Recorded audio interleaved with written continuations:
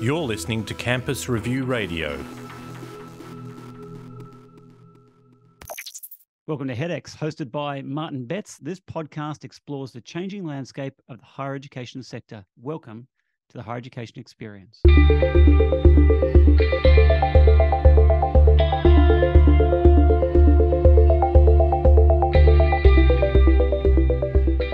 Well, it's great to be back in the HEDx studio again so soon after the UA conference at the University of Queensland. I'm joined by Paul Harpur, my co-host from University of Queensland. How are you, Paul?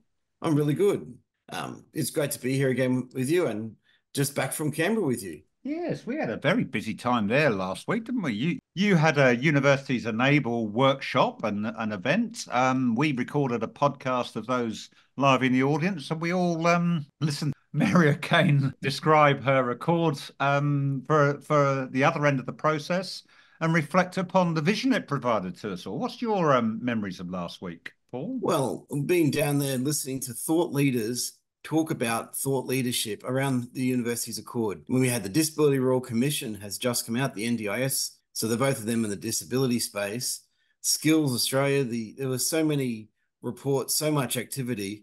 I think it was a really pumping Universities Australia conference. And I think listening to Minister Clare, listening to Mary, really insightful about what's next in the university's accord. And speaking to thought leaders, our guest today was down there with us, and he's also a thought leader. Well, why don't you tell us who we've got on today, Paul? You find some fascinating people, and you mix with all of the thought leaders that are thinking the leading things, and I'm intrigued to have the conversation that you've set up for us today with our guest, who is... Shamit Saggar, who is the Executive Director of the recently renamed Australian Centre for Student Equity and Success. Now, that's based in Curtin University. It was previously known as the National Centre for Student Equity in Higher Education. Now, Shamit's been at Curtin for over 5 years, having gained his doctorate from an area I believe you know quite well, Martin, being the University of Essex, which is, of course, in Martin's hometown of Colchester. I've got very good memories of Colchester, of Essex, of that university, and of all sorts of things that I got up to on that campus. But we probably better leave some of them out of this episode. Yes, probably. Well, I got to know Shamit really well because we both served on Minister Clare's Universities Accord Ministerial Reference Group. And through our work on that, we contributed significantly to the equity and diversity and inclusion space. And I think we'll get to a bit more of that, how we, what we think of the Accord and our contributions a bit later. So perhaps, Shamit, welcome. Hi, Paul, and hi, Martin. Nice to be here. And I was just sitting back enjoying your sort of conversation about past things and present. And let's see if we can talk a little about this so-called thought leadership. It'd be lovely to chip in. Well, it certainly will. And it's great to have you on the podcast, Shamit, and we'll hear a lot more from you as Paul and I give you some questions to deal with straight after this message from our sponsors. Short on resources to enhance your university's online learning objectives? OES's collaborative approach ensures program success while offering flexibility across disciplines. Our tailored solutions uphold academic rigour and your reputation. Choose OES for adaptable, high-quality online learning experiences. So, Shamit, welcome to the podcast again. Yeah, and look, I'm intrigued by people's stories that bring them to the sort of conversations that we have on this platform, and love to know what you got up to at Essex and the university in Colchester. But your first discipline is in politics and government relations. Studied at, we know Essex in academic circles as a real leader of the social sciences and of the disciplines related to government relations and politics. And I can only assume that your story's got a deeper root than just going to learn things at Essex. Where are you from? What's your early life experiences that have set you on this path of being an academic and ending up now being on this side of the world, leading Australia's national efforts for student equity and success at Curtin? Tell us a bit about your story and your journey of how you came to be where you are today. Sure, Martin. I mean, as you say, there's a story behind these things, and the older I've grown in my 37-year academic career, the more I've realised this story is integral to the profession. There's an old expression which eventually you're biography becomes your bibliography and vice versa. And I definitely sort of take that view now. I didn't used to take it a long time ago. But about me, look, it's very simple. I'm 60 years old. When I was just 18, I failed to get into the LSE with my A-level scores. I didn't go to a particularly illustrious North London comprehensive school. I think we sometimes call them dump comprehensives or dump schools, but that was then. And I got into the University of Essex, which probably wouldn't have existed had there not been some visionary leadership in the 60s to set up universities for all or for more people. I think about 2 or 3% of people used to go to universities, mostly the well-heeled in the UK. So I got a chance and I sort of scraped in or did well, or I can't remember, but I got into my second choice university. Had no idea, I think I visited once, but had no idea that actually, funny enough, it turned out to be a seat of great learning in my chosen field, which is political science. I didn't know that actually. Why would I? But I'll share with you a little anecdote that goes behind that. And I'll tell you the short version. So I went to this not terribly illustrious state school in North London. I think I was sort of bright. The the teachers kind of took a shine to me. And eventually I found my way to the headmaster's office, principal's office.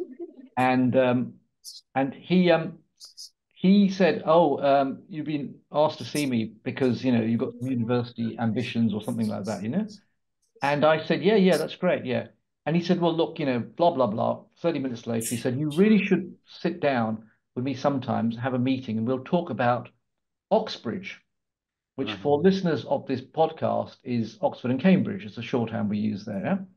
I then duly went home, really, excited, about 16, 17, whatever. And I said to my dad, we've got to brush up on Uxbridge, Uxbrdge. Uxbridge is an outer London suburb in London, probably got nothing to do with Oxbridge, except I think Uxbridge is on the way to Oxford if you drive. It's at the end of the Metropolitan line, isn't it? Exactly. So the point is, and it's got its university, it's called Brunel. I know the VC there currently. My point is, I went home with all the bright brain cells that you can imagine in my mind fired up, but with little or no social capital. Social capital is not what you know, it's who you know. So no one in my family was able to translate the term Oxbridge. I thought it meant Uxbridge. You see where the story's going, okay? The bottom line is, I thought I'd hit the jackpot, and I didn't, okay? So yeah, that's an interesting little anecdote. I sometimes bring that up with friends and family. But anyway, I going back to Essex, I got an undergraduate degree in political science, did quite well. Next thing I know, I'd rocked up to do a PhD months after I'd graduated my first degree. And I was fortunate having a couple of really good academic mentors, people who taught me. David Sanders, who is the Regis Professor of Government, now retired there, a youngish guy, great champion of mine. Ivor Crewe, who went on to become the Vice Chancellor, Master of University College, Oxford. And he and I are still very much sort of in touch with each other, doing stuff together, et cetera, et cetera. And then the late Anthony King, who was an institution, taught me, and he taught me something about the importance of political communication, not political analysis, and so on and so forth. So I ended up having sort of a reasonably illustrious academic career, climbed the greasy pole. Midway through my 30s, I got a little bit bored. Not bored, but I got tempted to look at how the real world works, get my hands dirty in academia. I went and served on lots of boards and commissions and stuff. And at the age of 38, I walked into number 10 as part of Blair's staff in the second Blair term and became a senior advisor to him. And the rest is almost history. I mean, I just spent the last 20 odd years, the second half of my career, being an academic, but also a policy maker and a practitioner. And at the risk of boring your listeners to death, apart from working in government, I went on to work in commerce, chaired a large company. I went to work in regulation. I chaired an important legal regulatory board. And then lots of other things in between, philanthropy, non-profits and so on. I really enjoyed it because I've always thought that academia and the use of knowledge are two sides of the same coin. I could go on, but you get the kind of rough sense of my background, yeah. That's a fascinating story of getting to the end of the Metropolitan line looking for Oxford and Cambridge, if that's how I might summarise the early part of that. And then exactly. You got it, yeah. Realising the difference between the two, and a fascinating tour through some of the real periods of change in New Labour and things that could only get better. and rebranding of great institutions. And if that's not too long a bow to my next question, which is really about, here you are now then, leading a centre that's pretty widely applauded and lauded as a great step forward for equity in universities in Australia. I hope I'm not giving you too big a billing there. That I was really acutely aware of it a year ago when it got a great mention from Jason Clare in the UA conference gala dinner in Parliament. But here you are, as Paul said in introducing you, recently having rebranded it, the new Australian Centre for Student Equity and Success. So without going all the way along the metropolitan line to the current day in that centre, tell us a little bit about the centre, its history, its progress to date, and why it's necessary to rebrand it in 2024. Yeah, look, I'd be delighted to. So look, I had the great pleasure of taking over a centre that's got great academic pedigree. I think it was born out the Bradley report in 2008. The spirit then of trying to make universities more inclusive, etc. So it got cracking in terms of research on equity, large and small, in Australian universities. And it's got a decade plus of excellent research behind its belt. So it's a great privilege to take over an ongoing concern and so on. But the thing is, I think the Feds understood that in terms of funding it, what they wanted was not just that. They wanted something that could really make a difference to policy and practice. And then I was recruited to head that and so on. And my background of late has been sort of helping to establish what we in the UK call what works centres, taking complex research analysis, boiling it down to what really works, best practice, what would be the tools or the mechanism to get the best result given fixed resources or whatever. There's a lot of best practice out there because there's a lot of average practice, so you need to get the two things sorted out. So I've tried to, we've set up to be explicitly that. In the UK, there's something called TASO, the Transforming Access and Student Outcomes, which does a similar role. It helps universities to improve their game, as it were. And so that pivot has been very, very deliberate and very explicit. And I want to make sure that it's very much understood, not just in listeners' minds, but the most important thing is in the minds of 39 vice chancellors. We're here to help. The Feds are putting a lot of money into it. They're putting a lot of expertise. It's my great privilege to lead, 15, 20 people who work, with me and for me. And we need to get it right, and we've got, some detailed sort of programs that sit behind that vision. Because I think the key thing is, it's good that we're here doing this, and it's important that we're doing this. And thanks to Jason, giving us a shout out a year ago. But the qualification is always that we don't run universities. I don't run any universities. I just happen to be in a university which happens to have a good background, as it were, a good, championing of equity, large and small. But ultimately, all the wonderful things that we produce, or whatever they're going to be, I hope they're going to be good things, they're in the hands of the Vice Chancellor. So I often use the metaphor of Shamit Saggar wandering around Australia with his silver tray. And on that silver tray are lots of what works interventions. Does this work? Does that work? Why does it work? What's causality? Is it replicable? Can it be transferred? Can it be scalable? So we're quite nerdy about all that, as you expect us to be. We get right down to brass tacks as much as anyone can, particularly, for example, in our data program, which is unraveling kind of a ball of wool, frankly, or our trials program, which is trying to test, using sort of, kind of randomized controlled trial sort of methodology and adapting it to higher education, really testing what is working and, getting down to those, as I said, brass tacks. Anyhow, going back to my silver tray, Martin, you're one vice chancellor that I go in front of with my tray. For argument's sake, Paul is the other. I'm just going to be a bit cheeky. Martin is a vice chancellor who's, thinks he's doing a great job, but doesn't want to expend too much effort. And he loosely looks at my silver tray and he or she picks something from it. I'm just being a bit unkind here, okay? Meanwhile, Paul, who's the good guy in this scenario, very intelligently knows where the weakness is in his student equity programs, offer at his university. And he intelligently leans forward and makes the most use of what's on the silver tray. And I think the rest is clear to your listeners. You can understand the difference. So we can put lots of good things in front of universities, but we cannot force people to choose, let alone run their universities, et cetera, et cetera. And I want to put that sort of disclaimer in, not because I'm weird and obsessed by it, but I just think, we've got to understand that we are we are there on that side of the equation. We are carrot, we are not stick. Well, I'm glad that you're really good at spotting the good guys and the bad guys. I might let the good guy have a go for a bit. Well, thank you. Well, Shamit, both you and I were on Jason Clare's ministerial Universities Accord ministerial reference group, where sometimes we advocated for the same points, and other times different aspects of diversity. So what were your feelings about being included in this way and during the process, and how do you feel that more broadly your voice and the centre's voice was able to contribute into the O'Kane report, or the Universities Accord Universities Accord final report?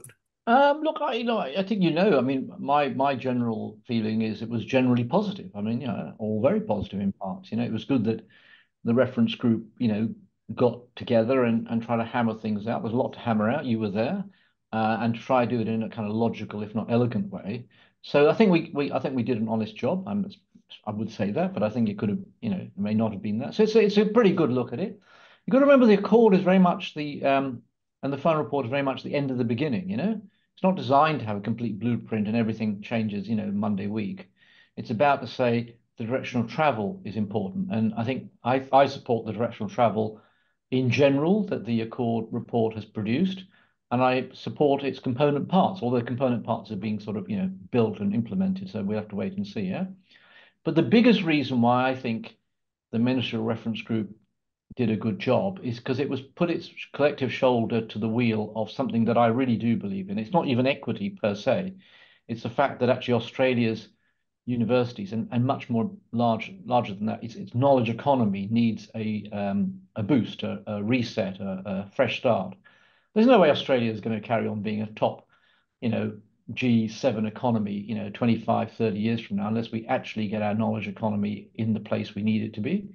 And I think we're getting ahead of it. So I think it's intergenerational change, and I think it's important. I mean, people like me think that anyhow, because we think knowledge is important. And guess what? All the most successful economies and the most harmonious societies in the world make good use of their knowledge economies. They're constantly trying to expand them or steward them and develop them, okay? And this is nowhere more seen than Australia. It's very striking to me as a newcomer. I've only been here 5 years. Very striking.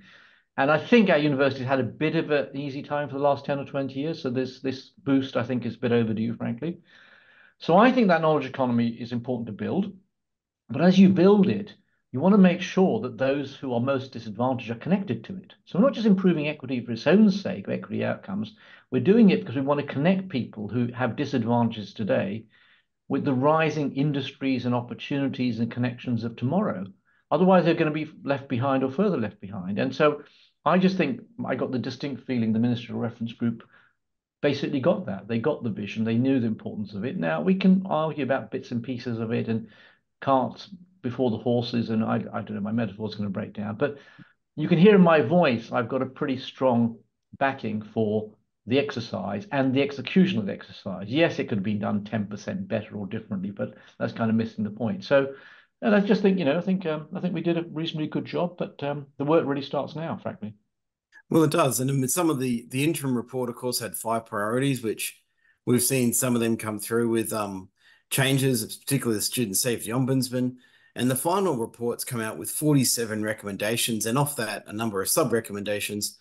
Now, through that, there's a strong student-centric perspective. So what are your overall thoughts about how the different aspects of equity, diversity, and inclusion are catered for in the final report? So again, generally positive. I think it's been catered for and addressed fairly well, fairly systematically, fairly comprehensively. You've got to make sure that you're not sort of, looking for 100% answer, but, it obviously deserves, quite a few marks out of 10, as it were. And the thing is, I think, look, for me, it's quite simple to explain, which is in the foreground is the question of now building the tools to make this happen. So it's a how question. It's no longer a whether question or a what question. And that's very much the discussion over, building particularly the Australian Tertiary Education Commission. So we'll get to that in a second. But you need to build that. You need to get on with it. Okay? You've got to put money where your mouth is and give it a good, proper legislative base, a good, proper, big brain, a good know-how sense, a good connection with, best practice, good connection with all sorts of things that it needs to be connected with. I can go on, but I won't. But in the background is this other point, I think, which is important, which is as it's formed, and for that matter, as equity is re-engineered and rethought through in the 39 odd universities, there's a choice between whether it's a kind of a standalone pillar, for example, in the ATEC commission, whether it's going to be a single commission who champions this, I think that's fine, or whether it's going to be cross-cutting in a sense, the responsibility for everyone who's on the commission and either governing it or working in it. And I think it could be a bit of both, frankly.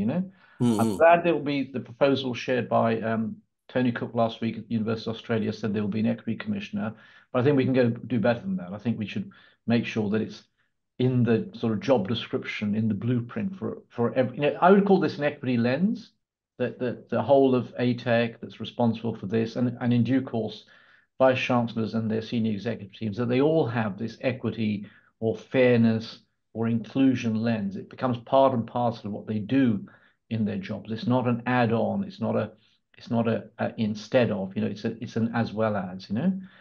So anyway, I can go on endlessly, but my main point is, I think it's landed in the right place-ish. It's got to be built, otherwise it's still aspirational, and it's got to set the tone right by expecting better equity outcomes right across the piece of all universities and of ATEC, the commission itself. And I think if you get those kind of things right, the tone, then there's real potential to move the needle.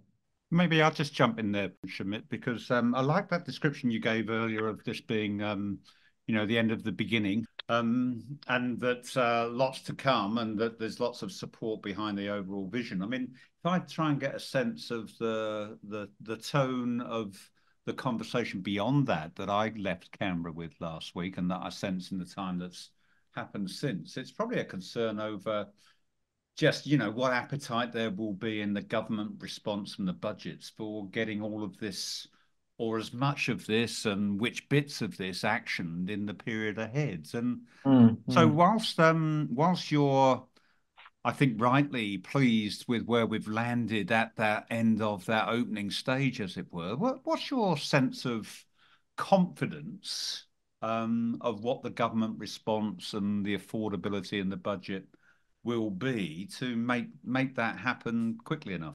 Yeah, I mean, it's exactly the right question, which is it's a combination of money and general confidence here. So on the kind of general confidence, the tone, I mean, your listeners will hear in my voice that I'm not a professional skeptic, but I'm slightly doubtful about all of this. I mean, I think it's a great thing, but I just think you've got to be kind of a realist about these things, okay? So as I said, the design and the governance and the use of know-how and expertise by whoever's in charge, i.e. the commission, is to be taken very seriously. All right. So I think that's the thing you want to put at the heart of the exercise and make sure that's done. Other good things can happen. That's not a given. All right. So even the departmental secretary stood up and said, getting the skills and expertise and the know-how and all the ducks in order to get a good start to the ATEC exercise is in itself a task. It's quite a big task, by the way. All right, so two things I'd say in response to that. One is, think it through quickly and thoroughly, and think where you can get help from. So, for example, what's this all about? This whole exercise is trying to put students at the heart of what universities do.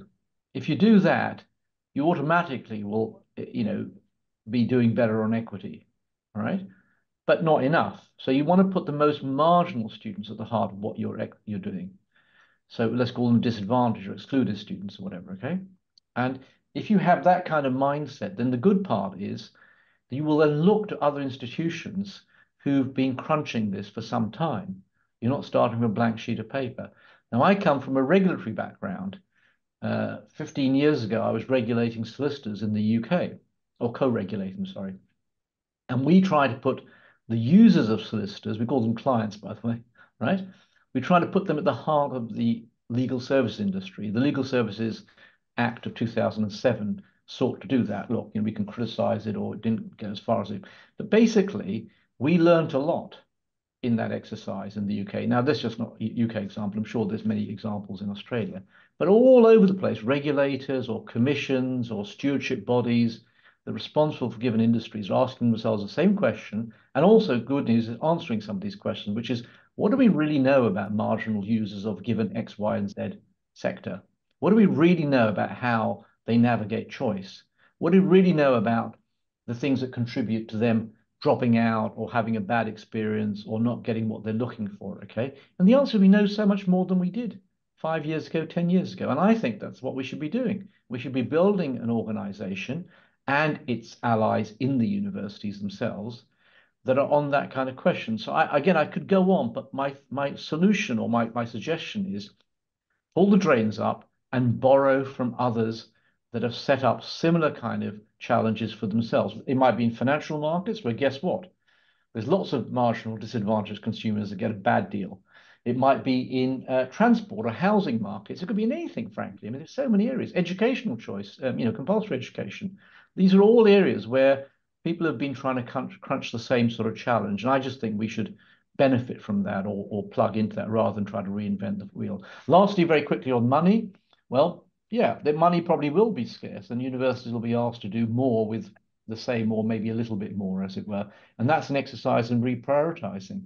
Well, so be it. So be it. That's fine. Okay. So when you reprioritize and you arm yourself with some expertise and know-how and best practice, you probably can get better value for money from your programs. I don't know how much. I don't want to make some false promises. That's going too far.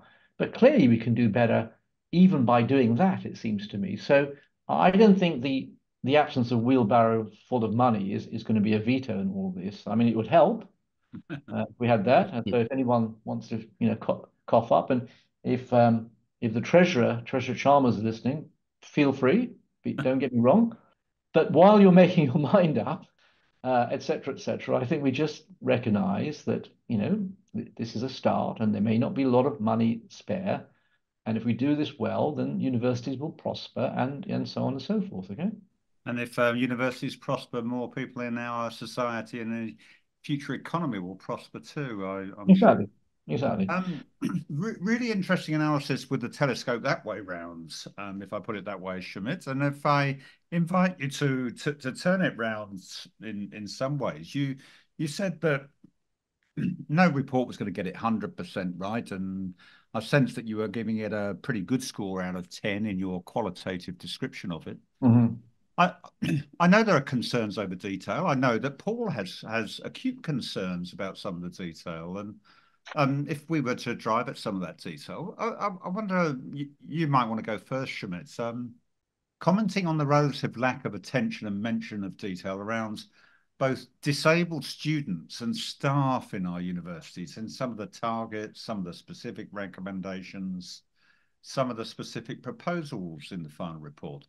I must admit, to me, that was a bit of a surprise. And I just wonder if you have a sense of why you think that happens, what the implications of that might be, and whether that's something that's an oversight that should be addressed. My feelings on these are, this is one area probably the core didn't cover itself in glory. That's, these things sometimes happen, okay, when you're dealing with a large, complicated, moving part show. So I think, if it's more cock up than conspiracy, I suppose, in that sense, okay. Yeah, there are lacunas that you get with, wise people on panels or commissions. It may be that disability is one of those areas that's the case. It may not be, I don't know. But I just think, it's clearly not been the finest moment, I suppose, in terms of an otherwise fairly successful report in terms of equity, broadly speaking. I think it may come from a bit of muddled thinking and a bit of, the muddle that sometimes goes on in government and sometimes, the grief that it causes. So, I think we're very committed in the Australian Centre in ACSES to make sure that, for example, the basic data issues about what is we call it the reference value. In other words, what is the comparison in terms of people with a disability in society, and then within, the student population or the would-be student population, to make sure that we've got the right comparator, the right so-called reference value, the parity, as it were. And it hasn't been achieved. Sorry, it hasn't been sorted out so far. It's not clear, never mind it being achieved. So I think there's quite a lot of room to push on that front, okay? That's right, it's a bit of a technical answer, but I think, it's like, if you're going to say we want a quarter of students to come from low SES or enough that reflects their state or their neighborhood, okay, you want to make sure that you know what that number is and what it is when you break it down. Is it state level? Is it national level? Is it postcode level? I mean, there's so many ways in which you can shape the criteria. So I think all those issues. There are also issues definitional, I think, in terms of disability versus profound disability and so on. So, these things have to be worked through. And we're very much committed to working them through. So we're working with the department exactly on that right now to help them straighten those things out. And the last thing I think is, in terms of criticisms, I think it's not really criticism, but it's an observation, which is to say, if we think, I don't know, I just don't know the answer to this question. If we think that something like the idea of universal design for learning can get us a long way in relation to disability, then we owe it to ourselves to say that and carry it through, to work out, okay, well, what does that mean in practice? What does that mean in terms of changing what at 9 o'clock on a Monday morning, or what will it change in a year from now or 6 months from now? And, just getting a bit granular with it, okay? So I think that sounds like a very attractive way to go. It's chimes with making universities fit for purpose for all. Remember, our strap line is universities for all. So there should be something behind that, okay? And yeah, that's just one suggestion. Yet again, I could go on, but I think the short version is I think most of it can be crunched and with sensible people around the table and agreeing that we want to get the direction of travel. We want to make sure we've got something robust. We want to try and stick to it once we've got it. But that's so much easier said than done, and I know there's been a bit of grief about this since the report was published, but that would be my suggestion. And it's not my last word, but it's certainly my first word on the point. Come on then, Paul. If you're a sensible table, what would you be saying? Well, I think the fact they recommendation just had recommendation, I think it's 10, they have specific targets for a number of other groups, and then for disability just has maintain. I think that's a real miss. And I think it could result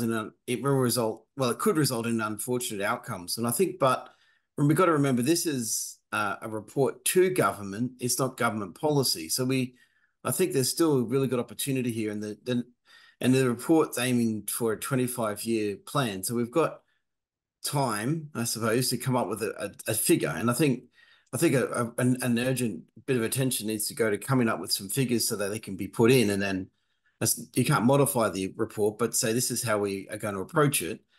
But then more broadly, I think there's a lot of opportunities in there to create workable solutions so that the challenges for inclusion are met. And I think the big thing is we have a lot of students with a lot of different disabilities. And one of the issues I think which has been identified in the media, was the exclusion of people who have profound disabilities from the data collection. I think that's a mistake. I think most people would accept, say, Stephen Hawking was a reasonable scientist and added some contributions.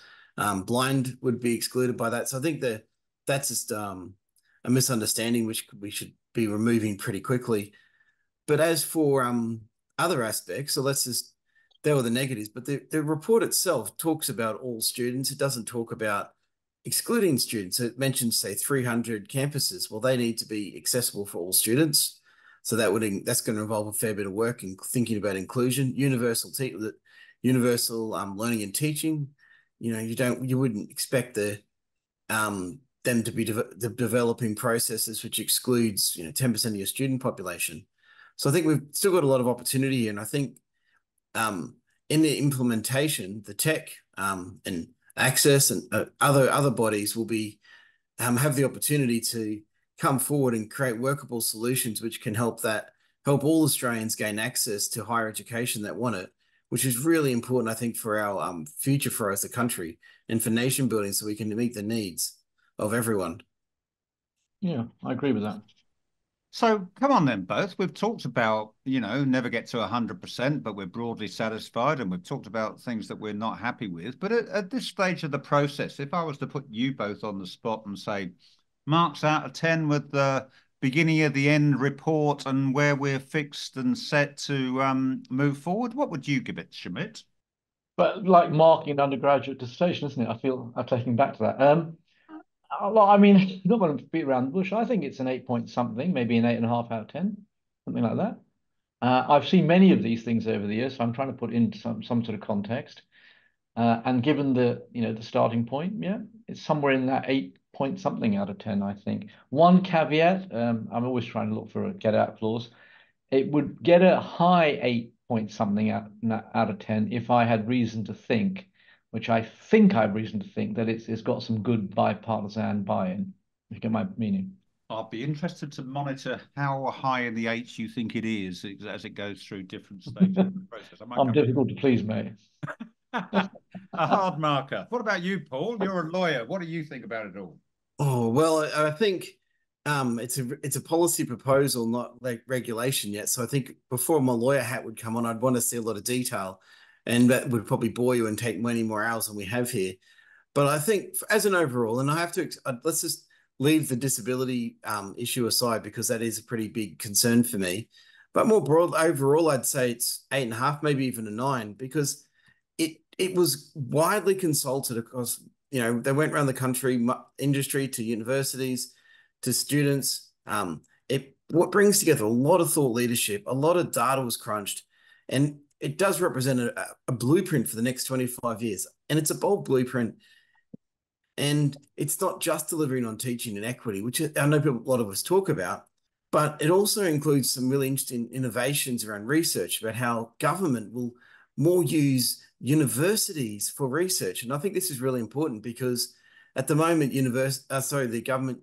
governments often use private consultancies where the profits from those consultancy goes into, Learjets or whatever, whereas giving the money to universities means the money goes back into training the leaders of tomorrow. So things like that will put more money into universities without costing the government anything. But what we really need now is an Accord implementation advisory group up fast.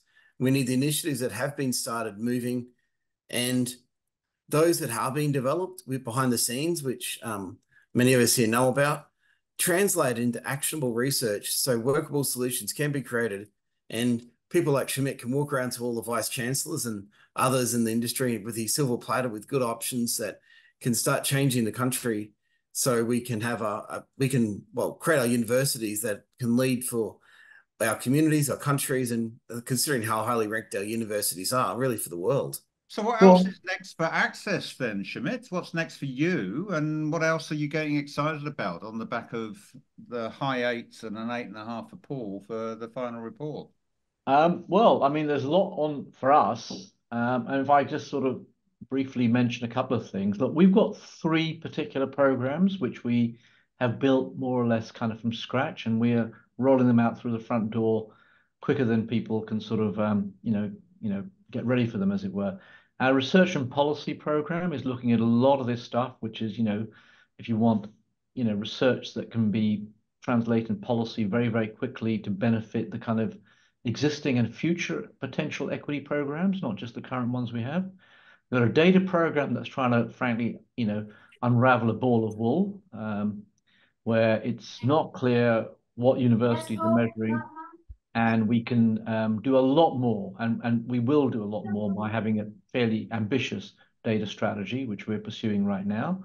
More about that in due course. And then finally, the trials area, which I mentioned, where kind of, on the ground, we can say, this is working, this isn't working for this reason, and this is what you can scale up, and this is what you can't scale up. And that's a very simplistic version. But just taking the trouble to do that at ground level, I think is really important. It gives confidence in the kind of things that are on this silver tray of mine or ours, It's not just abstract stuff, it's stuff that's being measured on actual campuses in fairly real time, So I'm very excited about that. Naturally, I think that a lot more can be done with that.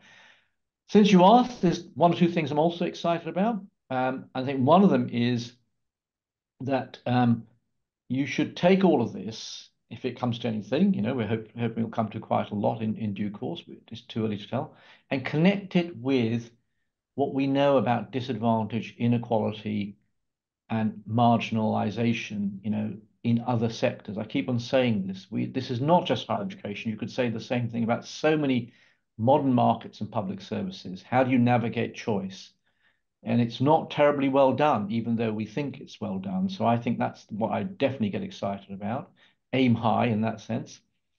And the last thing is, I think we touched on it slightly, which is that I think the kind of people you need guiding this, particularly in universities, will be a new generation, the next generation of what I call academic leaders.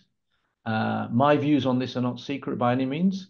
I think we've had a long period of sort of people who are very sort of managerial, and they run universities sometimes in a kind of corporate sense, sometimes in a way that makes sure the machine and the process is at the heart of it. And it makes it difficult for either academics to see themselves at the heart of it, or let alone students. I think that's not really the right direction. I can see why it was needed at the time. But shifting to academic leaders, people who are in charge of universities, senior people, deans, PVCs, VCs, governing bodies, whatever, who can get really passionate about knowledge. That's what they really are there for. And it's reflected in everything they do on a daily basis. In shorthand, I call these academic leaders or knowledge leaders, whatever you want to call them. And I think if we get that kind of spirit in, I think you'll get a lot of good equity type things happening, because that kind of approach says that we've got something really unique here. All right, we've got knowledge and the pursuit of knowledge and the sharing of knowledge, not knowledge for its own sake. And if we can get that kind of leadership in place, and I don't think we can't, I really think we can, all right, but we need to give it a push. I think we've got a really good opportunity to at least try, if not more, to get Australia, the knowledge economy it wants, it needs, it deserves, et cetera, et cetera. And I think a lot of boats will rise on that tide. Now, that's my thing I'm most passionate about. I've been in this saddle on and off for pretty much all the time, continuously, for 37 years. And it allows me to sort of take a view about the kind of leaders that I most would like to see. And I think we deserve that kind of leadership. I'm not criticizing individual leaders or current leaders themselves in universities. I just think it's time for a different emphasis, and we'll need it in any case. So that's just my thought on it. What a lovely, optimistic and clear picture of a way forward to finish on. Paul, did you want to say anything else in conclusion? Well, I really think when we're thought leaders in universities, we are about knowledge. Universities create knowledge, we impart knowledge, and I think doubling the numbers of students will require a significant investment in staff from all different groups. And I think that it's going to change how Australia operates. And I think that's a really positive approach. And I think the Accord and what we've discussed here, I think we're setting a blueprint for the next 25 years, which is going to make Australia stronger. And I think provide the skills that are needed for everyone. Well, thank you, Paul, for co-hosting another episode of HEDx. And thank you, Shamit, for being such a great guest on our show this week, and for helping us contribute towards the debate that's ongoing towards the agenda for change in higher education. I was particularly taken by your view of best practice being a way to inform what we're doing and guide the research knowledge that we can generate to make a better knowledge economy, and how that best practice can come from all parts of the world and from other sectors rather than just from within ourselves, how we're currently set up. I think that is a really important message. I think we do have a good, the end's the beginning. And I think that is a really great foundation for us to continuously inform it with some continuous fresh thinking that makes sure we do a better job of looking after our staff and looking after our students. So thanks both for joining us on HEDx. That's all we've got time for this week. Cheers.